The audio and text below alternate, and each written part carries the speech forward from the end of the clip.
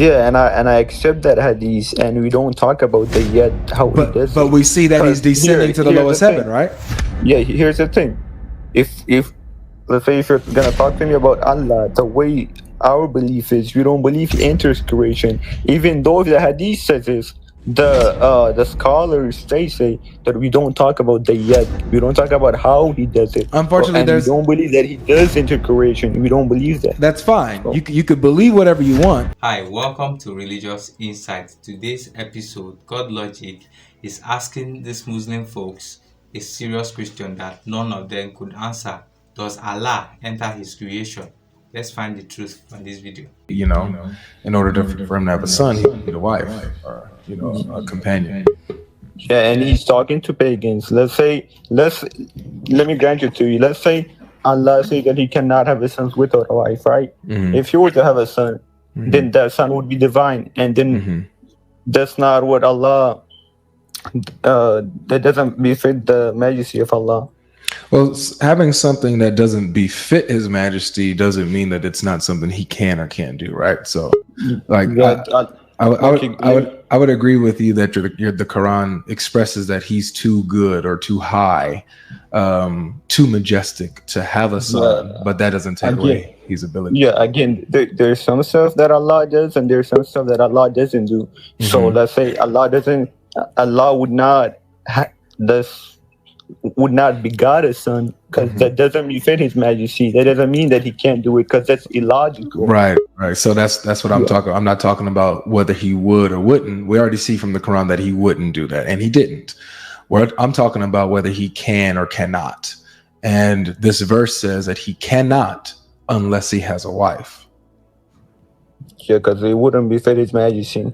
Well, that doesn't change the fact that he's unable to do it by himself. No, but in that verse, he's talking to the pagans, and he's telling them. Yeah, he's refuting them. Mocking them, and that's a hyperbole. No, he's not mocking them. He's refuting them. The pagans are saying that he has children. Yeah, and in a way that he's mocking them. He's telling them, how can he have a son? Because that's what they believe. He says, how can he have a son if he doesn't have a mate? Yeah, because that's what the pagans believed. Well, right. So the pagans believe that in order to have children, you need a mate to have children with. And so Allah's refutation to their accusation that he has children is that he doesn't have a mate.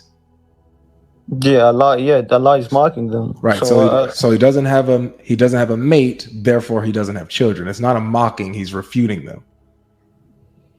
Right? Yeah, he's refuting them in a mock, like he's refuting them and also mocking them.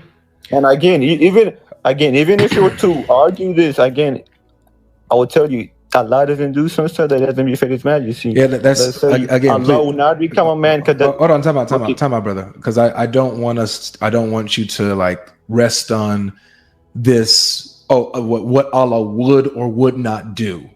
Because I want to be clear. Because that's not the argument. The argument is not what Allah would or would not do. The argument is what Allah could and could not do. Okay, what He can do. What he can't do. I'm talking about ability, not what he's willing to do. Okay. So if he's unable to do something, right, then that is without help. That is showing that he is not all powerful, and by definition, not God. So he's unable to have a son without a mate. Which shows that he's not all powerful, and therefore it's not God.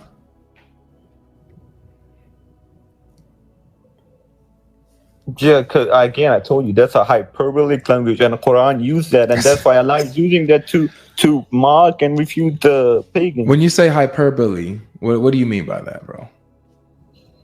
Like Allah is trying to, like he's talking to them in a mocking way, like he's mocking. But is that what they actually believe, or is that just hyperbole, or is it like figure of speech or whatever? Do they actually believe that he has some children?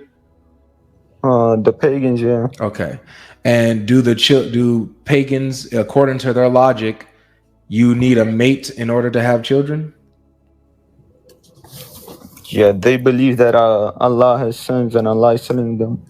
Right, so it's not hyperbole, it's not figurative speech. He's using literal language and a literal refutation to knock out this idea that he has kids, that he has children of his own. He's getting rid of this idea. So it's not figure of speech. It's not mocking. He's refuting them, their logic. And he's saying, I don't have a wife, so therefore I don't have children, because what's required to have children is a mate. I don't have that, so stop saying I have children. It's impossible. Yeah, and so if you were to take the Quran, let's say if you were to take the Quran, and Allah talks in the Quran about like, oh, he doesn't have a spouse or a son, because that would not befit His Majesty. And saying in the that, same saying way, that, okay, let me dude, saying that it won't befit His Majesty does not matter to this discussion. What matters is the fact that he can't do it, even if he wanted to, without help. That's the point. So focus on that. Okay. Yeah, again, I give you my answer. If you're not gonna take it, that's what my answer is. For example, does it befit a king's majesty to sweep and mop the palace floor? Does it befit His Majesty? Yeah, does it befit His Majesty as the king to sweep and mop and scrub the palace floor? Yeah, depends what kind of king you're talking about. We're talking about a king in general. Does it befit His Majesty? Does it befit a king's majesty to get the mop and the broom and sweep and clean? Thank you. I appreciate it. Thank you so much. But so it doesn't befit His Majesty. Does that mean that he can't do it? Then he can't do it. I mean, if you're talking about a king, that's a whole different situation. Because again, if you're talking about isn't Allah the king of the day? Wait, let me speak. If you talk about Allah in the Quran, so that and in the Quran, Allah would not begot a son, because that does not befit His Majesty, and He wouldn't do it. But a king sweeping the floor would not befit His Majesty. But if he wanted to do it, he would do it. But if you're talking about, if he wanted to do it, Quran, if he wanted to do it, can he do it? Yeah. Okay. And that would not. So yeah, with Allah, that would not. Yeah. With that Allah, would not be illogical. This is the issue now. Yeah, but that would so not if he be wanted illogical. to do it, just pause for a second. If he wanted to sweep and mop the floor, he could sweep and mop the floor if he wanted to, even though it doesn't befit him. It's below him to do such a thing, but he could do it if he wanted to. Got it.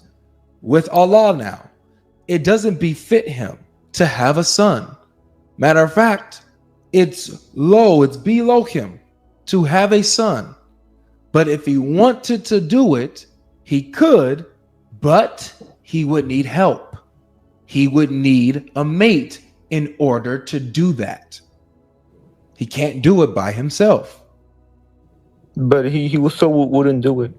No worries. I don't care whether he would do it or not. The fact that he can't do it is my issue. You get my problem? Yeah, I mean, yeah. So if he can't do it, that means that he's not all powerful, right? Again, it depends what you say, because there's some stuff that God wouldn't do. I'm not talking about wouldn't. I'm talking about can for the last time. I'm talking about can. If there's something that God cannot do by himself, does that mean that he's all powerful?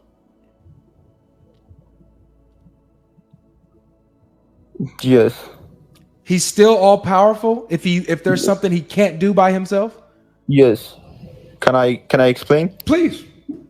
Yeah, so let's say God sending a revelation and choosing a prophet to do it, and God not coming by himself to earth to do it. It doesn't mean, so it does mean that he wouldn't do it because it wouldn't befit his majesty, but he's choosing a servant of him to do it. Could he do it? Could he do it instead of the servant? No, because God would not enter creation. Okay, so could he, if he wanted to, it's illogical for God to enter creation. Yeah.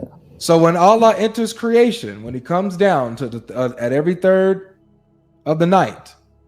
Can you show me that? Yeah, sure, of course. He descends. Yeah, go ahead. He descends to the lowest heaven, bro.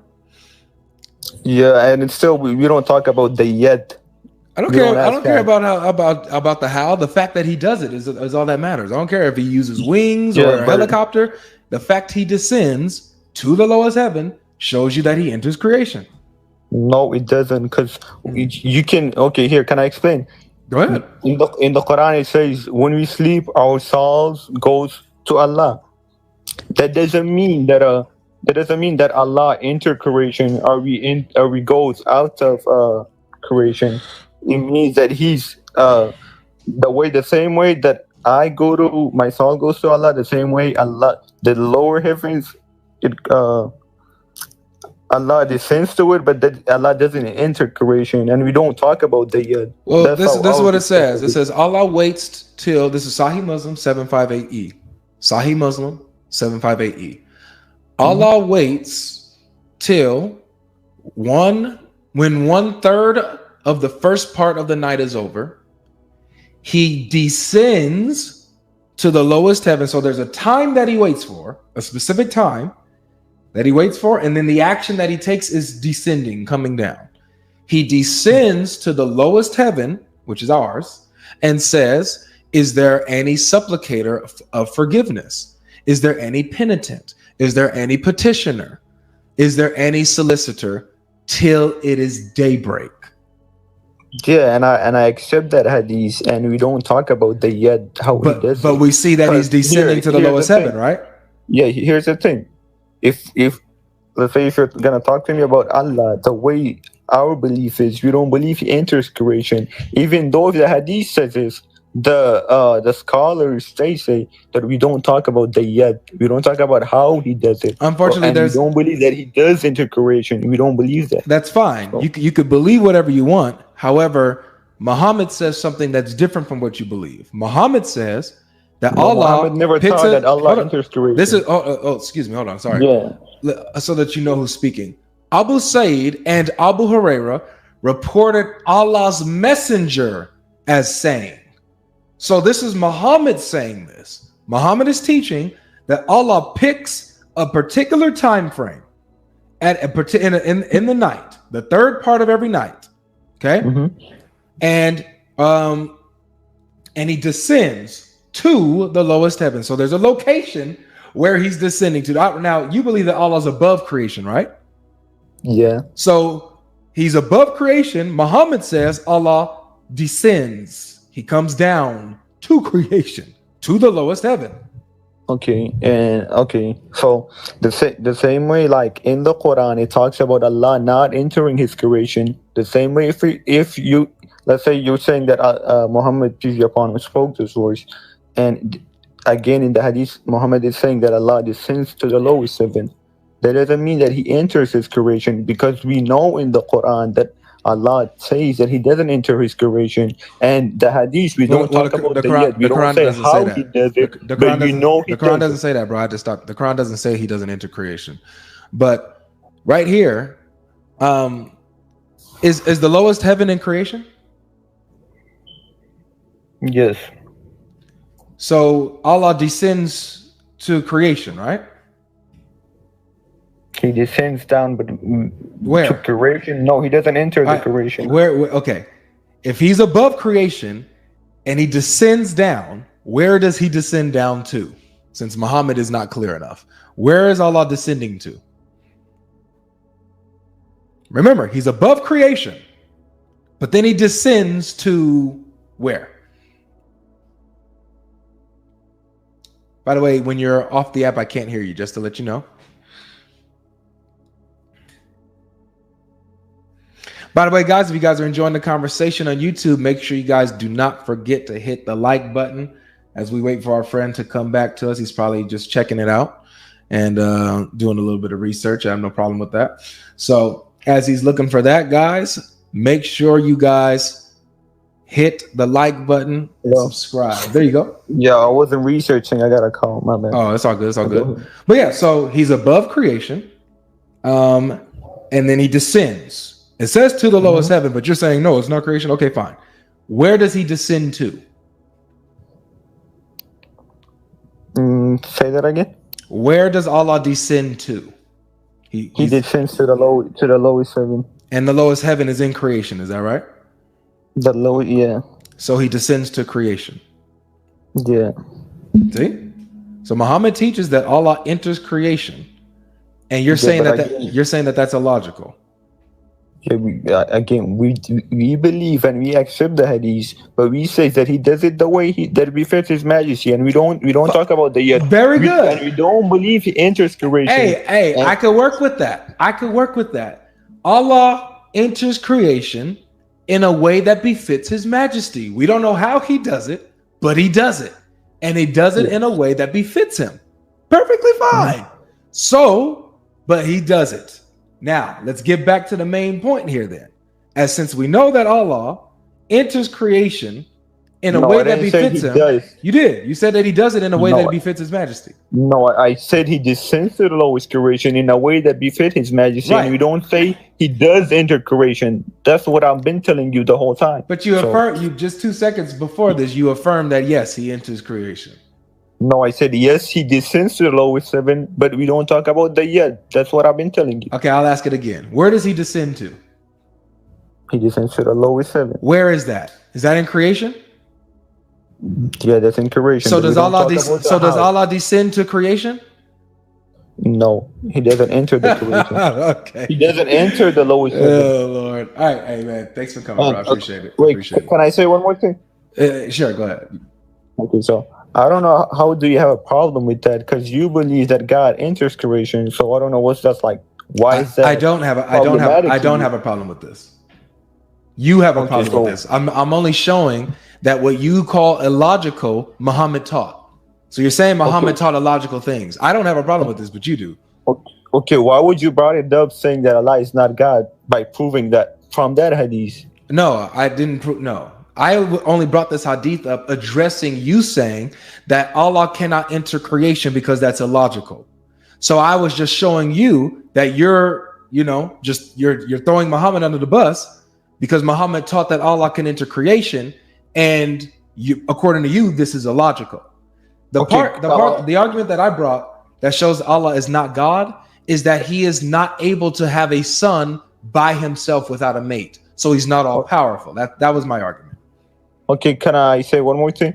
You already said one more thing, man. It's gonna be the last one. This is gonna be the last one. All right, go ahead. Yeah. So do you know what Muslim takes their deemed their religion from? What are the 4 sources that we take from? What are the 4 sources? Do you know or not? Nope, I don't. I'm ignorant.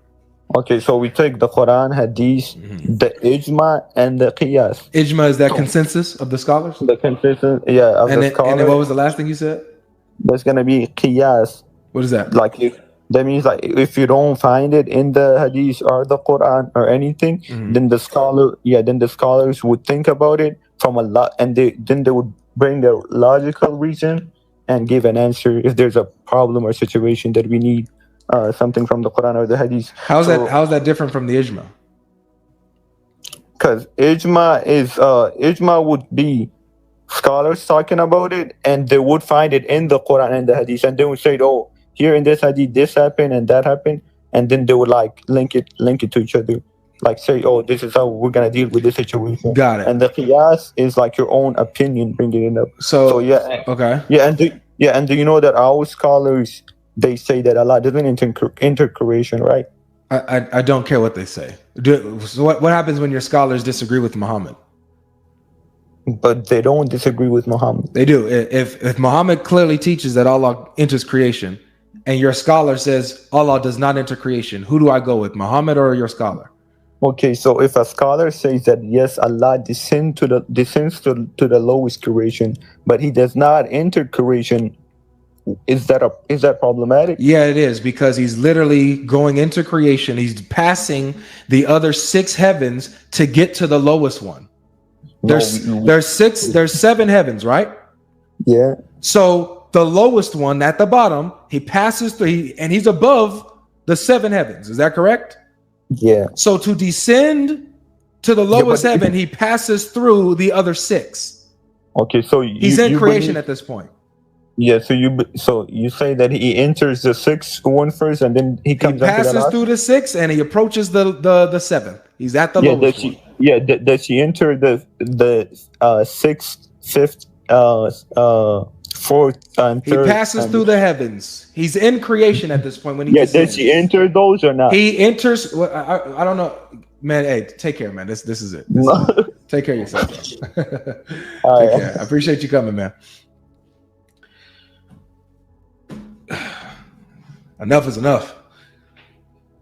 Enough is enough. Alright, welcome back, guys. I believe you enjoyed watching this video. Let us know your views about this video in the comment section, and in case you have not subscribed to this channel, please do well to subscribe, hit the notification button so that you can be notified each time we post new and engaging videos like this. I think Muslims need to understand what it means when someone can but choose not to, and when the person can't. If you are saying Allah can't have a son, it means you are equally saying he is powerless in some ways. Oftentimes I keep saying that we are the ones reducing the potency of the power of God through the frailty and the limitations of our human minds, not because God is less powerful. If you're saying that a God is all powerful, then there should be no limitation to the extent to which he chooses to display his power. This debate here has proved once again that most Muslims don't follow the Hadith and the Quran at the same time. The perspective of the Quran or the Hadith changes based on their current argument. They don't mind contradicting the Quran or the Hadith for the sake of the debate. As long as they win, they don't mind contradicting either their Hadith or their Quran. I think comprehension is the major issue with these Muslim folks.